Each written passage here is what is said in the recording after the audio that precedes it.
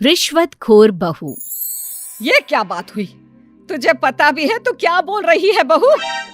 एकदम सही बोल रही हूँ।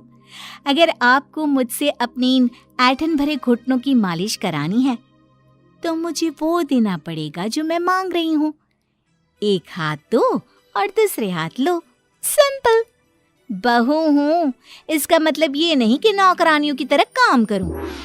ये है अमृता और उसकी सास रेखा। अमृता एक नई नवेली बहू है जिसकी शादी कुछ दिनों पहले ही रेखा के बेटे माधव के साथ हुई है। वैसे तो अमृता दिल की बहुत अच्छी है, लेकिन वो कहते हैं ना कि खून का रंग तो दिखता ही है। बस वही डॉन की बेटी होने का रंग यहाँ अमृता में भी दिख रहा है, जो है रिश्वत लेना। जी हाँ, काम चाहे कितना भी छोटा या कितना भी बड़ा क्यों ना हो, हमारी अमृता बहू बिना रिश्वत लिए कुछ नहीं करती। चलिए देखते हैं आगे इनके साथ और क्या क्या होता है। रेखा और अमृता को लड़ते देख ससुर प्रेमचंद वहाँ आता है और कहता है, अरे क्या हुआ? काहे इतना तिल मिला रही हो रेखा? अरे कुछ बोलोगी भी या कानों में हड़ताल हो रखी है तुम दोनों के? देखिए ना पापा जी, माँ जी ने मुझे कहा कि मैं उनके घुटनों की मालिश कर दूं, लेकिन उसके बदले में माँ जी मुझे वो हीरो वाला पुश्तैनी हार देने से इनकार कर रही हैं। क्या? घुटनों की मालिश के लिए हीरो का पुश्तैनी हार कौन मांगता है बहू? पापा जी, आपको तो पता ही है ना, आपकी बहू कितनी सयानी है, हर कोई भी काम फ्री में नहीं करती। और अब शेखावत खानदान का आटा तो इतना भी गीला नहीं है कि अपनी बहू को हार ना दे पाए। क्यों माय डियर माँ जी? देखा आपने प्रेमचंद जी, ये अब मुझसे पुश्तैनी हार मांग रही है, कल को पूरा घर मांग लेगी। अरे जा जा, मैं खुद कर लूंगी अपनी मालिश। ठीक है, मुझे क्या। एंजॉय योर मालिश टाइम माँ जी। रात में जब पति महादेव दफ्तर से लौटकर घर आते हैं तभी कमरे में, अमू सुनो ना, मेरा वो लाल रंग का जो शर्ट है ना वो धो दो ना प्लीज। एक्चुअली कल मेरी एक इम्पॉर्टेंट इंटरनेशनल क्लाइंट के साथ मीटिंग है, बहुत बड़ी डील का ऑफर है, इसलिए मैं अपनी उस लकी शर्ट को पहनकर जाना चाहता हूँ। अभी धो दो, रात भर में तो सूखी जाएगी, फिर कल अच्छे से कड़क वाली इस्त्री कर देना अपने शुभ शुभ हाथों से। जी नहीं, मैं ये सब ऐसे ही नहीं करने वाली। अगर काम करवाना है तो मेरी एक शर्त है। अरे यार, तुम और तुम्हारी शर्तें, बोलो क्या है? आपको मुझे 10 मनीष मल्होत्रा डिजाइनर की साड़ियां दिलानी होगी। 2 हफ्तों में मेरी स्वीट हार्ट फ्रेंड बिल्लो रानी की शादी है। मैं वहां डिजाइनर साड़ी पहनकर जाऊंगी और सब कुछ जला दूंगी। माधव अपनी बीवी की बात सुनकर हैरान परेशान अपने सर पर हाथ रखकर बैठ जाता है। अरे तुम बीवी हो या आफत? तुम्हारे दिमाग में जंग लग गया है क्या? देखो इतने सारे पैसे नहीं है मेरे पास। तुम्हारी याददाश्त तो जगह पर है ना माधव, भूल गए? मैं एक डॉन की बेटी हूँ। अगर तुमने मेरे कहे मुताबिक काम नहीं किया तो तुम्हारे लाल शर्ट को दूर ही रखो, मेरे पापा तुम्हें ही लाल कर डालेंगे। ठीक है, चलो अब ज्यादा मत डराओ, तुम्हें जो चाहेगा मिल जाएगा। अब ये डर और रिश्वत का सिलसिला यूं ही चलता रहता है और इसी तरह समय बीतता रहता है। एक सुबह सब नाश्ते के टेबल पर बैठे थे, जहां अमृता सबके सामने एक व्हाइट बोर्ड लाती है जिस पर दिन भर के सारे कामों के रेट लिखे हुए थे। अब ये क्या है? टीचर नहीं बनने का इरादा है क्या तेरा? अगर हाँ तो अफसोस, बेचारे बच्चे, उनका भविष्य तो अंधेरे में है। आप लोग बेकार की बातें बंद कीजिए और आंखें खोलकर ठीक से पढ़िए क्या लिखा है। ये आज के सारे कामों के रेट्स हैं। आलू पराठे, चाय, दाल, रोटी, चावल, सब्जी, हलवा, मिठाई, रसोई की सफाई, वॉशिंग मशीन में कपड़े धोना, ओखल में मसाले कूटना और माँ जी और पापा जी के अलमारी की सफाई करना। इन सब कामों की कुल मिला के जो रकम बनती है वो है ये 10,000 रुपए और माँ जी के लेटेस्ट लाए हुए सोने के झुमके भी। अमृता, तुम इंसान हो या हैवान? जरा तो दया करो हम पर। हे राम जी, उठा लो, अब ना देखा जाता ये सब। सच में पता नहीं कौन सा दिन था वो जब ये हमारे घर आई। महादेव, तेरे प्यार ने तो हमारा जीना दुश्वार कर दिया बेटा। दुनिया में बहुत रिश्वतखोर लोग देखे, लेकिन ऐसी रिश्वतखोर बहू पहली बार देख रहा हूँ जो अपने ही परिवार को लूटने में लगी है। बहू, तुझे पता है ना कि ऐसे रिश्वत मांगना गुनाह है। पापा जी, मैं कोई गुनाह नहीं कर रही हूँ। रिश्वत लेना बाहर की दुनिया में गुनाह है। मैं तो बस अपना हक मांगती हूँ। मेरी रिश्वत रिश्वत नहीं, मेरा शगुन है, नेग है। और वैसे भी मैं एक बहू हूँ, इसका मतलब ये नहीं कि मैं सब काम पूरी जिंदगी फ्री में करूँ, आपके चरणों को धोते बैठूं और 24 घंटे आपकी नॉन स्टॉप सेवा करती बैठूं। चलिए छोड़िए, नाश्ता और खाना चाहिए तो बोल दो जल्दी से, वरना मैं चली थिएटर। आज मेरे फेवरेट सलमान की पिक्चर रिलीज हुई है। इतना कहकर अमृता वहां से चली जाती है। इस बेवकूफ का जल्दी कुछ करना पड़ेगा। कुछ दिनों बाद घर में पूजा रखी थी और पूजा में 11 पंडितों का खाना बनाने के लिए कहा जाता है, वो भी नई बहू के हाथों से। देखो अमृता बहू, आज घर में पूजा है, 11 पंडितों को खाना खिलाना है। 56 भोग बना पाओगी? उन्होंने कहा है कि नई बहू के हाथों का खाना ही होना चाहिए, नहीं तो मैं रेखा को ही बोल देता हूँ। ओ कम ऑन पापा जी, खाना तो मैंने फ्री फंड में अपने घर में भी कभी ना बनाया, तो अब आपको क्या लगा कि पूजा का नाम लेकर आप मुझे अपनी झांसी में फंसा लोगे?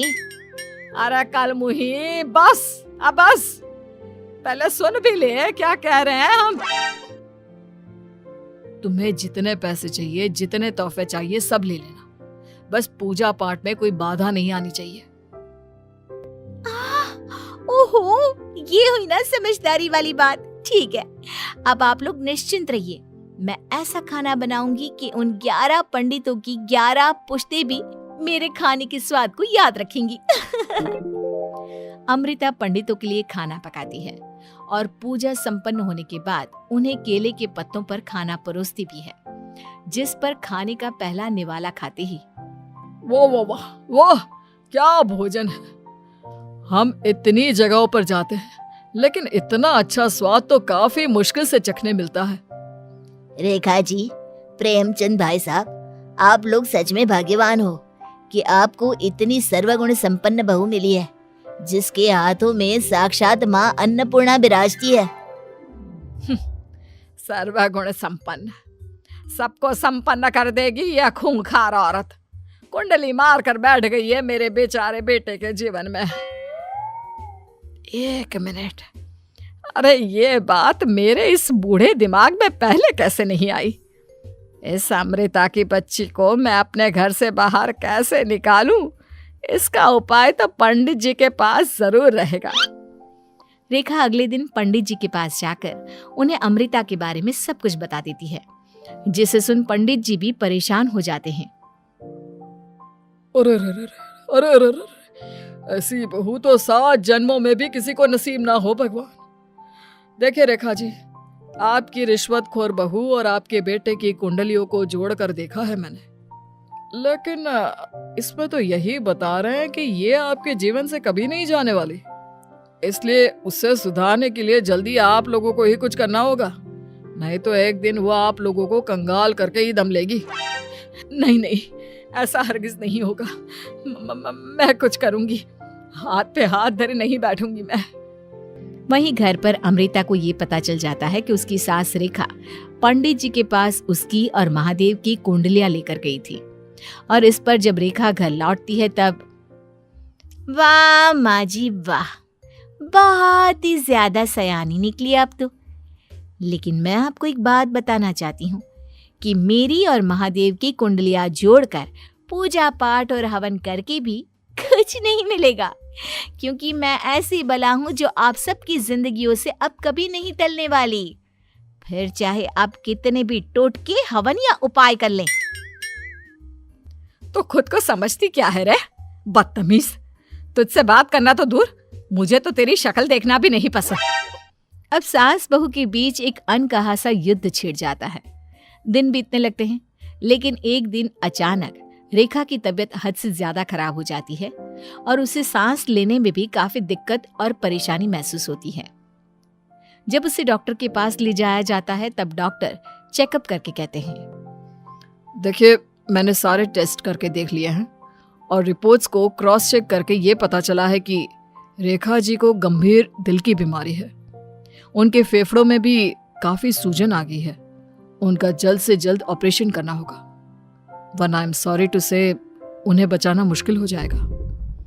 ये खबर सुनकर प्रेमचंद और माधव दोनों हक्का बक्का रह जाते हैं। लेकिन डॉक्टर साहब, कितने पैसे लगेंगे ऑपरेशन के लिए? और उसके बाद रेखा पूरी तरह ठीक तो हो जाएगी ना? जी हाँ, इस ऑपरेशन के बाद वो बिल्कुल ठीक हो जाएंगे, लेकिन वो तभी हो सकता है जब ऑपरेशन टाइम से हो पाएगा। और रही बात ऑपरेशन के खर्चे की, तो उसमें तकरीबन 6 से 7 लाख रुपए तक लग सकते हैं। जहां एक तरह सब रेखा की तबीयत और ऑपरेशन को लेकर परेशान होते हैं, वहीं घर पर रेखा को बिस्तर पर देखकर भी अमृता के अंदर जरा भी दया नहीं आती। ओ माँ जी, ये अपना फालतू का मेलोड्रामा बंद कीजिए ना आप। मुझे पता है आपको मुझे रिश्वत नहीं देनी है और घर के सारे काम मुझसे मुफ्त में करवाने हैं, इसीलिए आप ये सब कर रही हो ना। सीरियसली अमृता, ऐसे हालात में तुम ऐसी बातें कैसे कर सकती हो? हम यहाँ परेशान हैं कि ऑपरेशन कैसे कराएंगे, बैंक में इतने पैसे भी नहीं है, और तुम माँ को ताने सुना रही हो। अरे अमृता बहू, मैं भला ढोंग क्यों करूंगी? हम 6 से 7 लाख का बंदोबस्त कैसे करेंगे? करेंगे पापा, कैसे भी करेंगे। अमृता, अगर कभी भी जिंदगी में तुमने मुझसे सच्चा प्यार किया है, एक पल के लिए भी सही, तो तुम्हें आज इस परिवार, इस घर की नींव, मेरी माँ को बचाना होगा। हमने अपना सब कुछ तुम्हें दे दिया है, अब तुम्हारी बारी है अपने किए का हिसाब चुकाने की। मुझे पता है तुम्हारे अंदर भी दिल है। अमृता बिना कुछ कहे वहां से चली जाती है और अपने कमरे में जाकर वो अलमारी में से अपनी माँ की तस्वीर को निकालकर अपने सीने से लगाती है और भावुक हो जाती है।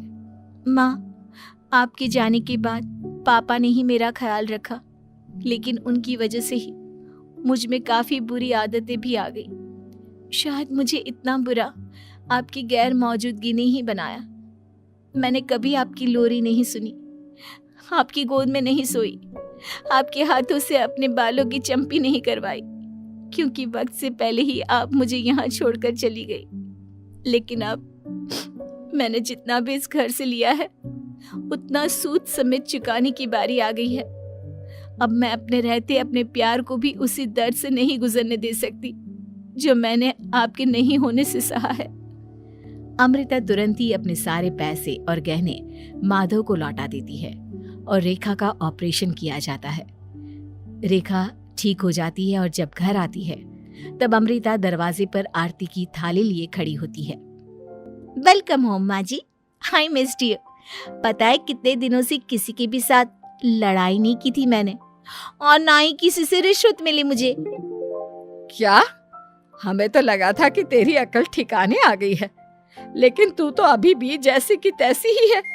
माँ जी, पूरी बात तो सुनिए। हाँ, ये सच है कि मैं रिश्वत लिए बिना नहीं रह सकती लेकिन अब ना मेरी रिश्वत बदल गई है। अब मुझे हर काम के बदले झप्पी, अपनापन, प्यार और अपनी इस माँ का दुलार चाहिए ये सब तो हम तुझे भर भर के दे सकते हैं बेटा। पूरा घर एक साथ अमृता को जोर की झप्पी देता है और सब हंसते मुस्कुराते घर के अंदर चले जाते हैं।